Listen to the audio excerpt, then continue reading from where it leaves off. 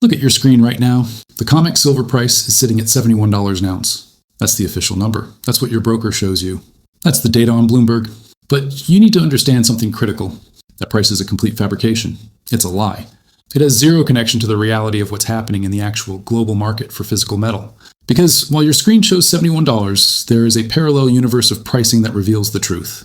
In Tokyo, physical silver, actual bars you can hold in your hand, is trading at $130 per ounce. In the Dubai wholesale markets, the price is between $115 and $135. This isn't a small discrepancy. This is a $60 gap, an 83% premium. That's not a market inefficiency. That's a market screaming that its fundamental structure is broken. The COMEX price is what I call a dead man walking. It's still moving, still quoting, but it's already dead. The system that supports it has failed. It just doesn't know it yet. Now, you might be thinking this is impossible. You're asking the fundamental question of market mechanics. Why doesn't arbitrage close this gap? In a functioning market, someone would buy silver for $71 in New York, ship it to Tokyo, sell it for $130, and pocket the difference. That arbitrage pressure should force the prices to converge. But here's the problem. The arbitrage mechanism is dead. The bridge between these two markets has collapsed. The catalyst for this collapse happened on January 1st, 2026. China implemented the most aggressive silver export restrictions in modern history. This wasn't a minor tax or a slowdown. This was a near-total lockdown. Starting that day, only 44 state-approved companies were permitted to export refined silver from the country, and they face massive capital and production requirements. The result is catastrophic for global supply chains. China controls 60 to 70% of the world's refined silver supply. They are the world's factory, and they have effectively locked the door. The single action severed the global silver market. The metal that used to flow freely from Chinese refineries to industrial consumers in Japan, the Middle East, and Europe is now trapped. The arbitrage window is slammed shut because you cannot source physical metal at the COMEX price and move it to where it's needed. The logistical and regulatory bridge is gone. This has created two separate, disconnected markets. A paper casino in New York quoting a fictional price, and a desperate physical market in Asia and the Middle East paying the true cost of survival. The failure of arbitrage isn't a temporary glitch, it's the symptom of a terminal illness in the paper pricing system. Let's look at the data side by side, because the numbers themselves tell the story of this breakdown. The COMEX exchange in New York closed at 71.26 per ounce. That is the official spot price for paper contracts. It's a number derived from leveraged bets and financial settlements. Now, contrast that with the physical markets where metal actually changes hands. In Tokyo, verified transactions from major bullion dealers like Tanaka Kikinzoku show a retail price of $130 per ounce. That's not a futures contract. That's the price you pay today to walk out of a store with a silver bar. In Dubai's gold souks and wholesale markets, the price range is even more telling. Bullion dealers are quoting between $115 and $135 per ounce. This is for institutional-sized orders, for metal that needs to be shipped to factories and refineries across the Middle East and India. The spread itself is a signal of volatility and desperation. Then there's Shanghai, trading at $78 to $80. While lower than Tokyo, it's still a significant $7 to $9 premium over COMEX. But the real story in Shanghai isn't just the price, it's the structure. The market is in backwardation. This is a critical term. In a normal, healthy commodity market, futures prices are higher than spot prices. You pay a premium for future delivery. But when the market flips into backwardation, when the spot price is higher than the futures price, it means one thing: panic. It means buyers are so desperate for metal right now that they will pay extra to get it today. They cannot afford to wait. So let's do the math. The gap between COMEX and Tokyo is $59. That's an 83% premium. In the world of major, liquid commodities, an 80% premium is not a discrepancy, it's a dislocation. It's the market equivalent of a structural fault line. And this gap isn't static, it's widening. Last week, the Shanghai premium was $5. This week, it's $8. The Tokyo price has crept up from $120 to $130. The pressure is building exponentially. Each data point confirms the same conclusion. The physical market is repricing silver based on actual scarcity, while the paper market remains anchored to a fiction. The numbers don't lie. They reveal a system fracturing under the weight of its own disconnect. So why does this massive gap exist? The answer lies in understanding what the COMEX market actually is versus what the physical markets represent. COMEX is a paper casino. It's a derivatives exchange dominated by futures contracts, leverage, and algorithmic trading. The vast majority of transactions on COMEX, some estimates suggest 300 paper claims for every physical ounce, never result in an actual bar of silver changing hands. They are cash-settled bets on the future direction of a price. It's a financial abstraction, a system built on promises and IOUs. But Tokyo, Dubai, and Shanghai are different. These are physical markets driven by immediate, non-negotiable demand. The buyers here aren't speculators trying to make a quick profit. They are industrial manufacturers, solar panel producers, and electronics companies. They don't want a paper contract. They need the actual metal in their factories to keep their production lines running. When you operate in the physical world, you expose the truth about supply. You test the system's ability to deliver, and that test is where COMEX is failing spectacularly. In late December of 2025, the exchange faced delivery demands for 65 million ounces of silver. This was a direct challenge to its legitimacy. The system was asked to prove it could back its paper promises with real metal. It couldn't. Instead of fulfilling these deliveries, COMEX resorted to negotiating cash settlements. They paid massive premiums, totaling tens of millions of dollars, to convince contract holders to take cash instead of metal. This is the ultimate admission of failure. A functioning market delivers the commodity. A broken market pays people to go away. The evidence of this physical drain is undeniable.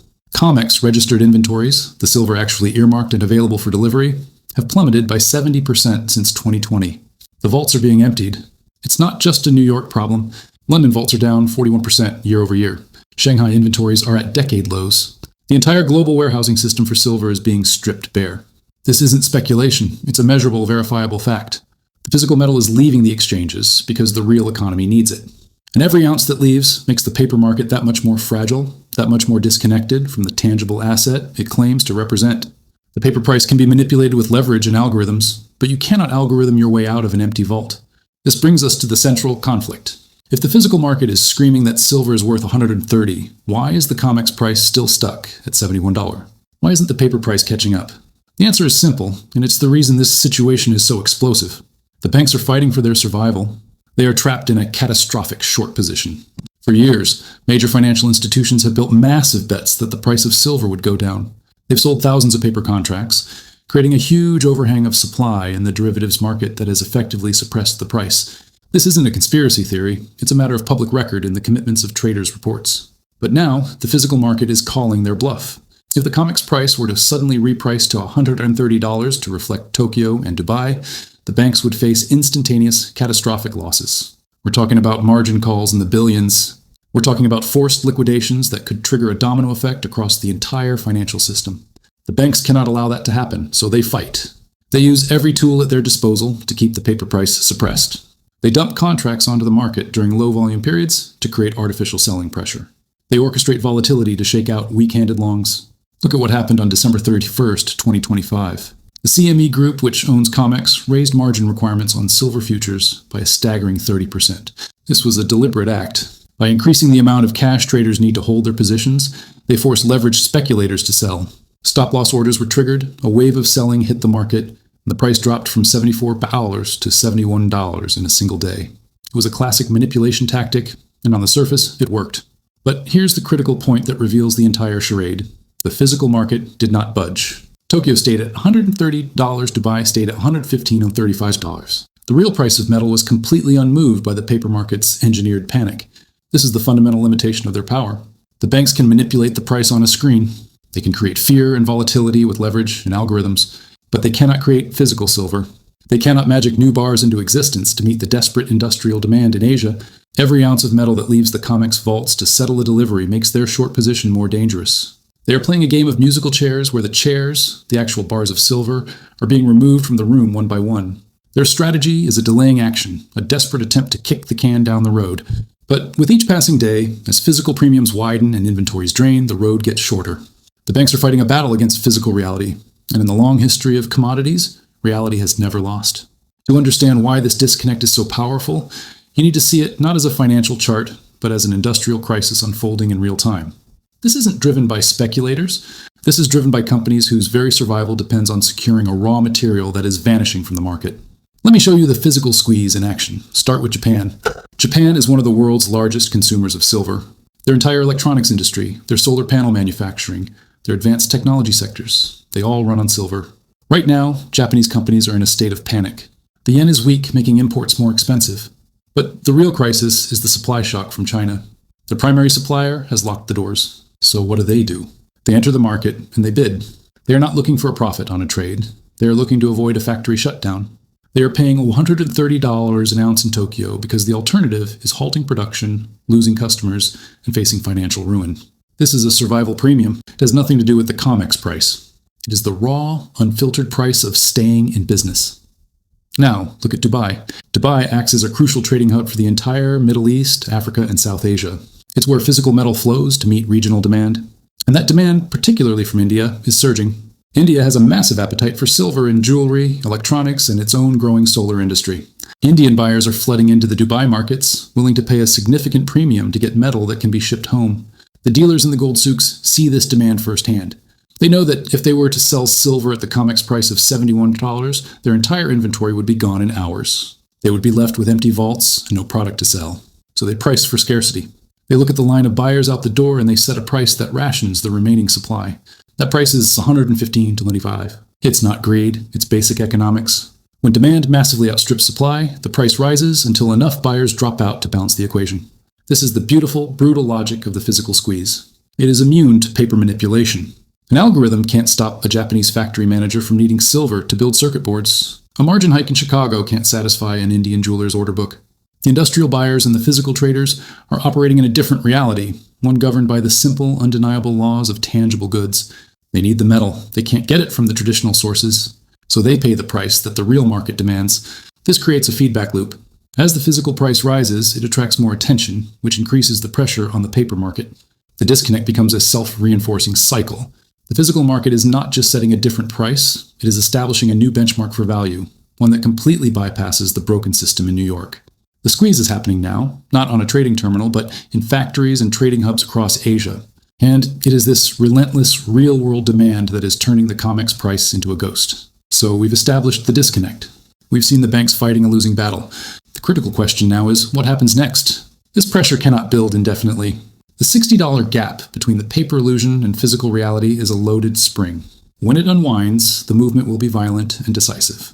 Based on the pattern recognition of every commodity squeeze in history, there are 3 distinct endgame scenarios that could unfold. None of them are stable. All of them represent a fundamental shift. Scenario 1 is the violent convergence. In this outcome, the COMEX price capitulates. The paper market finally acknowledges the physical truth. It doesn't happen gradually. It happens in a series of explosive gaps. The price doesn't creep from $71 to $130. It gaps up overnight, $80, $90, $100, $110, as the algorithms fail and the short sellers are forced to cover their positions in a panic. This would trigger a cascade of margin calls, liquidating the massive short positions held by the banks and creating a buying frenzy. It would be chaotic. It would be destructive to the current financial structure, but it would ultimately restore market integrity. The paper price would, for a brief moment, realign with the physical world. This is the most explosive outcome, the one that would make headlines around the globe and shatter the current pricing paradigm in a single session. Scenario 2 is the nuclear option. COMEX declares force majeure. This is the admission of total failure. The exchange would officially state that it cannot meet its contractual obligations to deliver physical silver. It would void outstanding delivery contracts and settle everyone in cash at the last traded price. This would be an unprecedented event for a major exchange like COMEX. It would instantly vaporize all trust in the paper contract system. Why would anyone trade a futures contract if the exchange can simply cancel it when the going gets tough? The immediate consequence would be a total flight to physical. If you couldn't trust COMEX to deliver, you would only buy metal you could hold. The physical premiums in Tokyo and Dubai would explode even higher, perhaps to $200 or $300 an ounce, as everyone rushed for the exit from paper. The COMEX price would become utterly irrelevant overnight, a ghost price for a broken market. Scenario 3 is the slow death. This is the most insidious outcome.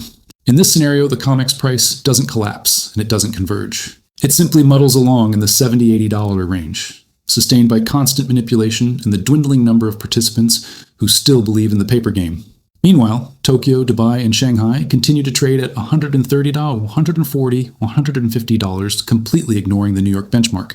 The two markets would exist in parallel, permanently disconnected. COMEX would slowly bleed relevance, volume would dry up.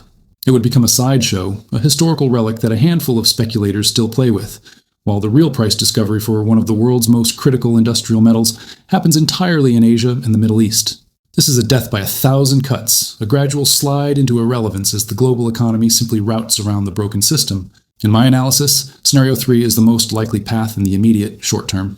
The banks have too much at stake to allow a violent convergence, and the exchange has too much to lose by declaring force majeure. Soyi Taman will choose to manage the decline, to fight a protracted rearguard action. But this is only a temporary state. The pressure from the physical drain is relentless. As registered inventories continue to fall below critical levels, like the 100 million ounce threshold, the system's fragility increases exponentially. Eventually, a tipping point is reached. a single large delivery demand that cannot be settled with cash, a further tightening of Chinese exports, a panic by a major industrial user. Any one of these could be the catalyst that forces the system into either scenario 1 or 2. The slow death is simply the prelude to a more dramatic conclusion. The mathematics of the physical shortage make a final reckoning inevitable. The only variables are timing and the specific trigger. This isn't a theoretical exercise. You can watch this crisis unfold in real time through a handful of key, publicly available metrics. These are the vital signs of the silver market, the indicators that will tell you when the final stage of this breakdown is approaching. You don't need to be a market insider. You just need to know where to look. The first and most critical metric is COMEX registered inventories. This is the amount of silver sitting in exchange-approved vaults that is actually available for delivery against futures contracts. This number is published regularly. Watch it like a hawk. If it drops below 100 million ounces, consider it a major red alert. That level represents a critically low buffer. Every ounce below that threshold increases the probability of a delivery failure. The trend is your friend here, and the trend has been straight down for years. A 70% drop since 2020 is not a correction. It's an evacuation. When the registered inventory line on the chart hits new lows, it means the foundation of the paper market is crumbling in plain sight. The second indicator is the physical premium itself. Don't just watch the COMEX price. You need to monitor the spread between the paper price and the physical price in the key hubs, Tokyo, Dubai, and Shanghai. Websites of international bullion dealers and wholesale market reports provide this data. The key is the trend. Is the premium stable or is it widening? If Tokyo moves from $130 to $140, or Dubai's range shifts from $115, $135 to $125, $150, that is a clear signal that the physical squeeze is intensifying. The physical market is the truth teller. When its price accelerates away from the paper price, it means the structural deficit is getting worse, not better. The widening premium is the market screaming that the arbitrage bridge is not just closed, but being dismantled. The third data point is the monthly delivery demands on COMEX. How many ounces of silver are players actually standing for delivery on? When these numbers are small, the paper game can continue indefinitely. But when they spike, like the 65 million ounce demand we saw in December 2025, it puts immediate, unbearable stress on the system. Watch for sustained delivery demands above 50 million ounces per month. That level is unsustainable. It means the market's faith in cash settlement is wavering, and more participants are testing the system's ability to deliver real metal. If these high delivery demands persist, the exchange will eventually run out of cash to pay premiums or run out of credibility. This metric is a direct measure of the market's confidence in the paper contract itself. The fourth and final thing to watch is China. They hold all the cards. Any further tightening of their export restrictions will be a seismic event. Watch for announcements from Chinese authorities regarding the list of 44 approved exporters. If that number is reduced, or if the capital or production requirements are increased, it will instantly strangle global supply even further. China's domestic demand for silver in its solar and EV industries is insatiable. They have every incentive to keep the metal within their borders. Their policy is the primary driver of the global supply crunch. A decision in Beijing to prioritize domestic stockpiling over exports would be the equivalent of throwing gasoline on the fire that is already burning in Tokyo and Dubai. These four indicators, inventories, premiums, delivery demands, and Chinese policy, are your early warning system. They are the measurable proof of the breakdown. When they all move in the same direction, they are telling you one thing. The dead man is still walking, but he's running out of road. This entire situation boils down to one fundamental element that every market is built upon: trust. For over 50 years, the global economy has trusted the COMEX to set the legitimate price for silver. We have trusted the paper contract. We have trusted that the price on the screen reflected the true value of the metal in the real world. That trust is now broken. It is shattering in real time. The evidence is in the actions of the major market participants, not their words. Industrial buyers in Japan no longer trust the $71 price. Why would they? They cannot source metal at that price. The dealers in Dubai's gold souks ignore it completely when setting their own wholesale rates. The traders in Shanghai operate in backwardation, a clear signal they distrust future promises and demand metal now. These are not fringe players. These are the core users of silver. When the actual consumers of a commodity stop believing the official benchmark, that benchmark has lost its legitimacy. They are voting with their wallets, and their vote is unanimous. The COMEX price is a fiction. What we are witnessing is the physicalization of the silver market. This is a historic shift from a system dominated by paper derivatives to one governed by the tangible reality of supply and demand. The price is no longer being discovered in the trading pits of New York by algorithms and leveraged bets. The true price is being discovered on the factory floors of Tokyo, in the trading houses of Dubai, and in the refineries of Shanghai. These hubs are becoming the new price leaders by default. They are setting the value based on what they are actually willing to pay to secure a scarce resource necessary for their economic survival. COMEX is being bypassed. It is being made irrelevant not by a decree, but by the collective action of a global market that has lost faith. This is the slow, quiet death of the paper system. It's not a dramatic explosion, though that remains a possibility. It's a gradual erosion. Volume on the COMEX may continue, but its influence will wane. Its price will become a curiosity, a number that appears on a screen but has no bearing on the actual cost of doing business for the companies that need the metal. The trust has been broken by the $60 gap, by the empty vaults, by the cash settlements to avoid delivery. Once that trust is gone, it is almost impossible to reclaim. The market is simply routing around the failure, creating a new system where physical possession and immediate delivery are the only things that matter. When paper divorces reality, reality always wins. The death of trust in the COMEX price is the final irreversible step in this process. So let's be clear about what we're seeing. The COMEX paper price of $71 is a ghost. The real price, the one that matters for the global economy, is $130 in Tokyo and rising. The $60 disconnect is the direct result of a severed supply chain, collapsing inventories, and desperate industrial demand that the paper market can no longer suppress. The COMEX price is a dead man walking. It's on borrowed time. Your job now is to watch the signals, the registered inventories, the widening physical premiums, and China's next move. This isn't a prediction, it's pattern recognition.